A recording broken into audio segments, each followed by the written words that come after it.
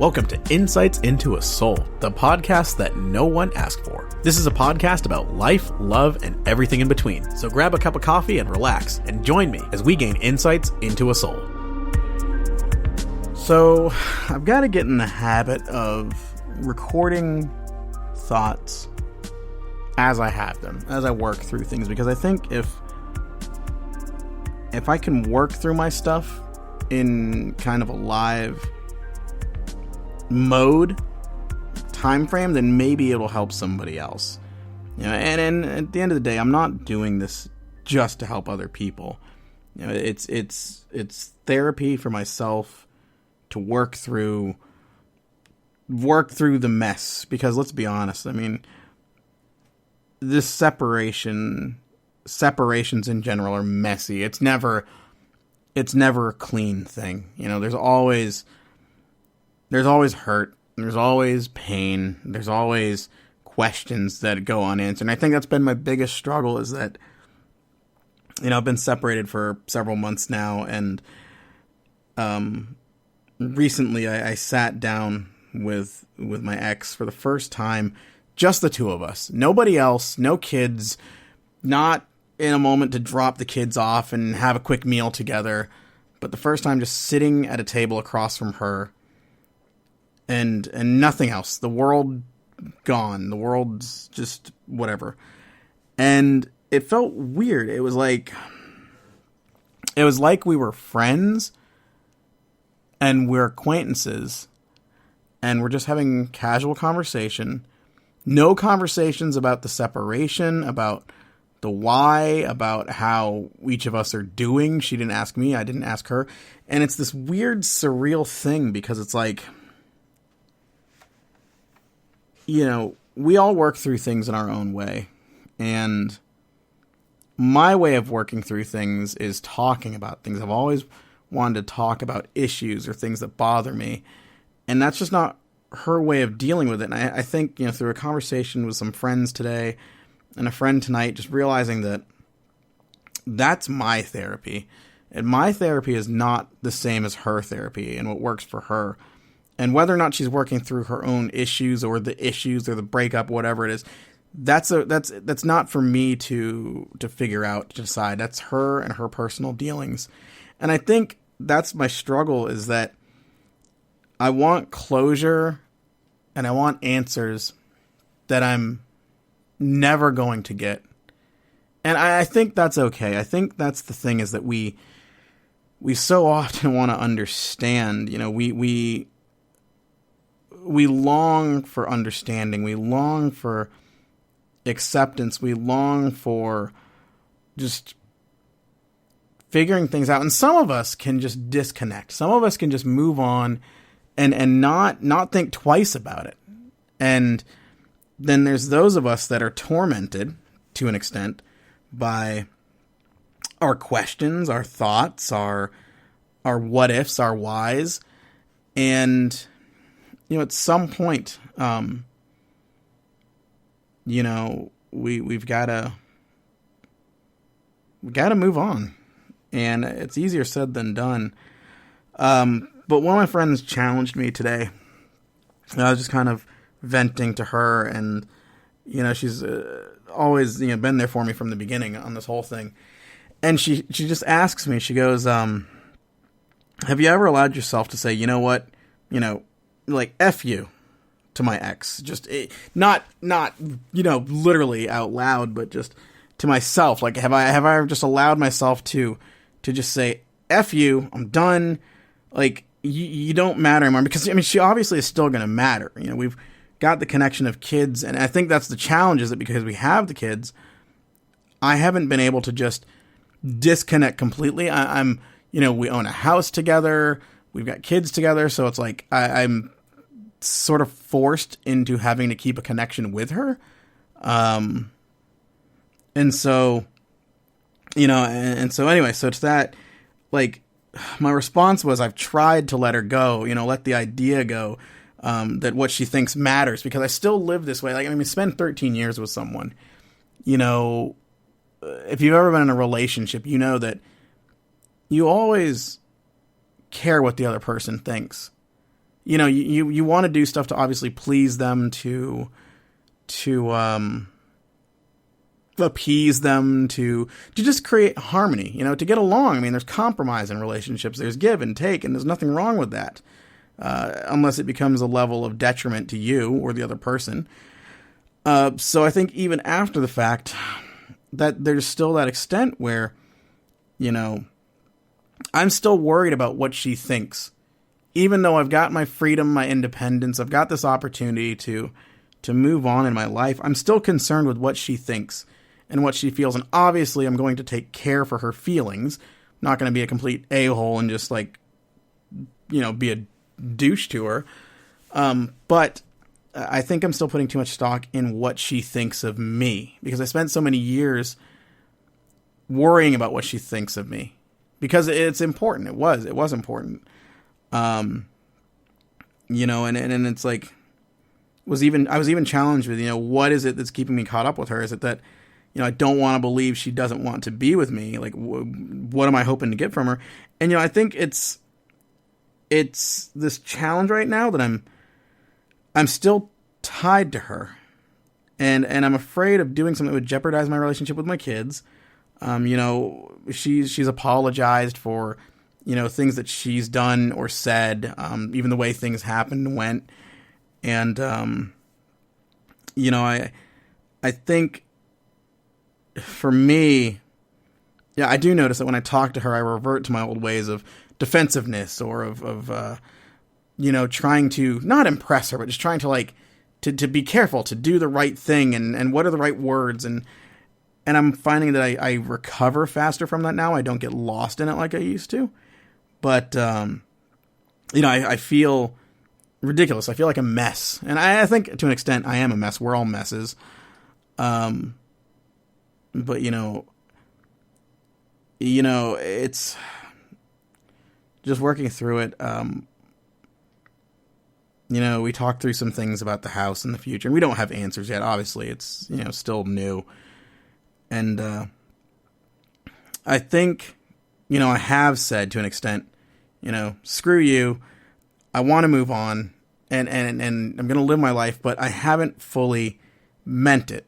I'm the type of person that is committed to the relationship, to the commitments, to the vows that I made.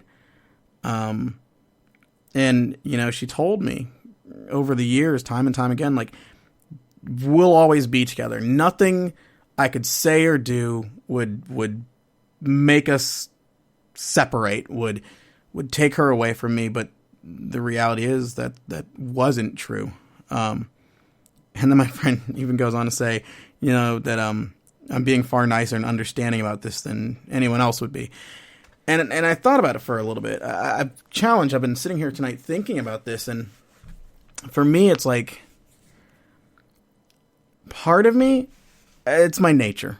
Like I said before, I'm a committed person. I always want to try to take the high road if I can, and I always want to be the one that is the nice one, is the, I don't want to say better person, but just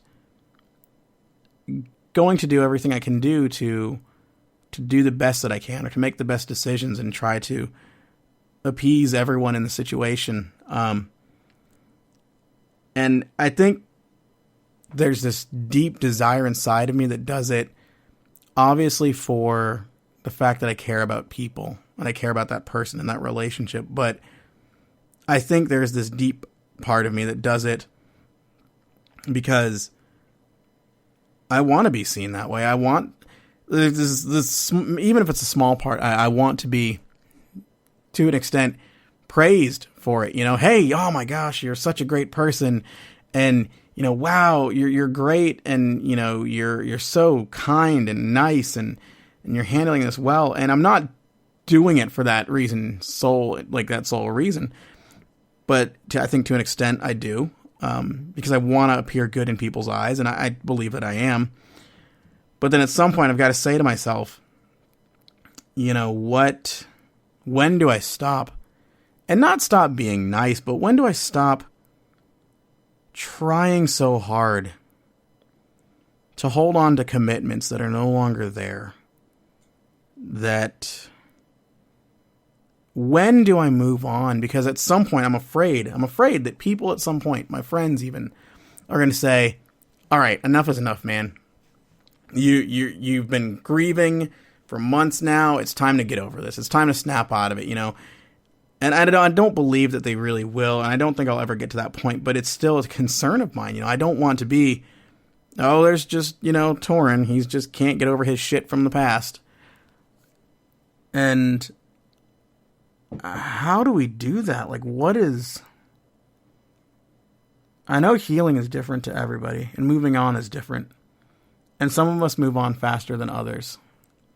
And we deal with stuff in our own time. Like, you come back later, and maybe it's months, years down the road that something's going to come back and hit you, and you're going to have to deal with it at that point. And you realize, this was something that I should have dealt with 6 years ago. I just didn't because I wasn't there maturity-wise, emotionally, mentally, relationally, and you eventually will have to deal with it. But, like, for me, I guess my wrestling right now is just, what's holding me back? Why, like, should I be better than this by this point? Should I be further along? What does healing look like? More good days than bad, I think, but it's just what do I do? What does the future look like? And I guess that's just, it's kind of ramblings at this point, but it's what I've been wrestling with. Like, why am I finding it so hard to let go, to move on, to take grasp of the fact that we're done. We're going our separate ways. She's planning on starting school and staying where she is, and that could be years. There's no real intent or plan on her coming back closer to where I live. And that's okay. It's her life. It's her decision. She's got to do what's best for her and her future. So why can't I do what's best for me and my future? I think I am to an extent. But again, there's that fear, that's something that keeps holding me back. And I think that's what I'm trying to work through. What I'm trying to get over is this tether, this wall that keeps me caged in and committed to a marriage that is no longer there, a relationship that is no longer mine, a person that's no longer like mine. She we used to be one, and now we're not, and she's not mine anymore. And I don't mean it in the possessive way, obviously, but the committed relational way, knowing that she's always going to be there for me, and I'm in a relationship with this person. And so why am I having such a hard time grasping this concept and moving on? What am I waiting for? Am I waiting for her to say she's sorry and going to come back? No. I think if you've listened to the previous podcasts, I think episode 5, because of everything that's happened, it's not fair to her and it's not fair to me to try again, because there's too much history, there's too much hurt, there's too much baggage there, I guess, And so I guess the question is, and it doesn't have to be a relationship necessarily, but like just in our own lives, whether it's a situation, it could be a relationship, it could be a friendship. It doesn't even have to be an intimate relationship. It could be platonic. It could be, commitments to a job or to a hobby or to a passion, a pursuit. But what are you hanging on to that you can't let go of, that you feel some sort of commitment to, that even though you've been given the freedom and the green light to move on and to figure yourself out, you're still holding on to? I think that's what it is for me, is I'm still chained and tethered to what was, and not because of anything she says or does, but because of my commitment, which after a while, commitment can become toxic if we don't know how to sever those ties and move on, because eventually it is going to get to the point where you keep yourself weighed down and held back, and you don't move forward and you don't progress, and then it just becomes a vicious cycle, and life gets really messy and dark from there. So that's where I'm at. It's me trying to get into the habit of these thoughts. I have these thoughts in the car, so I'll be driving somewhere and I'll have these revelations, these big, moments where I'm conversing with a friend in the car or myself, just working through whatever it is that I'm dealing with, and I have all these profound thoughts and memories or ideas, and I just forget them because I don't write them down. So just getting in the habit of just having these conversations with the microphone with myself, because maybe it helps me getting it out and not keeping it in. But I think maybe it's going to help someone else that's out there that's struggling, that, has these thoughts, these doubts. And maybe it'll help them find the words that they need to find to work through it. Because we're all dealing with something. We're all working through something. It might not be a relationship that's ended. It could be anything. But we need to really think and look and at some point make the decision that, hey, it's time to move on. It's time to take the next step forward and to go through that door that's in front of us and not stay in the room that we've been trapped in. And it's not to completely cut ties, because sometimes you can't. Sometimes there's things that keep us tied to the past for good reasons.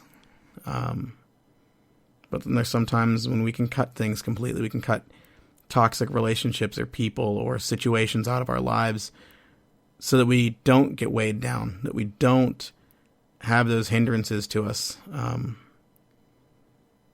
I think that's where I'm at now. It's sitting across from her. I didn't feel like I had to apologize to her, or I had to try to smooth things over or make things better or make sure she knew that, I wasn't upset with her or hurt by her anymore or whatever it is.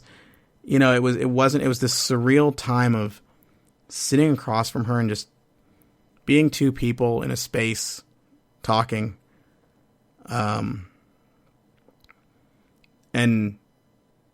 not even wanting to know why or what's going on or what the future looks like, but just having conversation. So I think that's a huge step, but I think it's time for me to, whatever this looks like, to say goodbye to what was, to my marriage, to the way things were, to the comfort, to the security, to the commitment. It's time to put that to rest, because it's not fair to myself to continue to hold on to this when it's not mutual and it's not there. It's just going to hold me back and keep me from progressing and moving forward. That now my future is my own and my kids. And as long as I'm being a good father and I'm there and I'm present and I make the effort, and as long as I'm being a good person and I'm treating my ex with respect and honor, then there's nothing else that's required of me in that arena between my ex and myself. But now it's time for me to figure out my future and to stop waiting for answers that are never going to come, to stop wishing things were different or things had happened differently. They happened the way they happened, and that's not going to change. So it's time for me to stop it's just time for me to stop.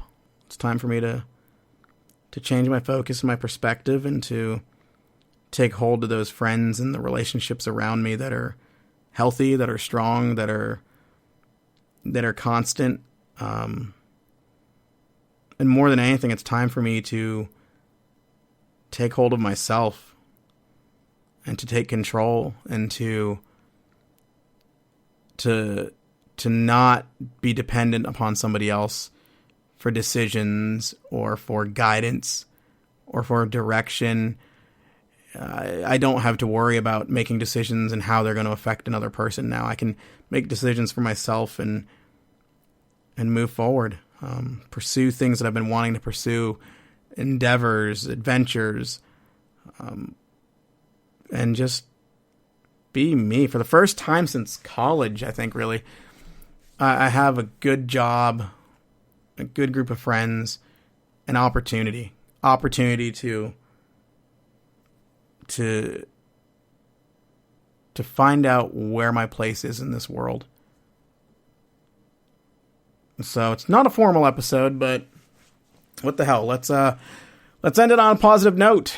I challenge you to figure out, what is it that's holding you back, that you might be consciously or unconsciously putting a lot of stock in, that's keeping you tethered to something or someone, or someplace even. What is something that you need to let go of, to say goodbye to? And then I want to encourage you that there's freedom in that it's not going to happen overnight.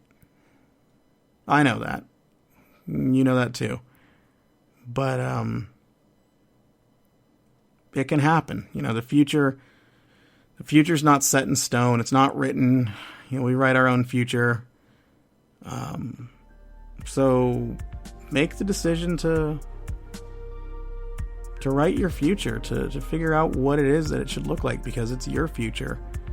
And as I always say, as long as you're not hurting other people, or yourself, pursue what drives you, pursue what your passions are. And I think that's what I'm gonna do.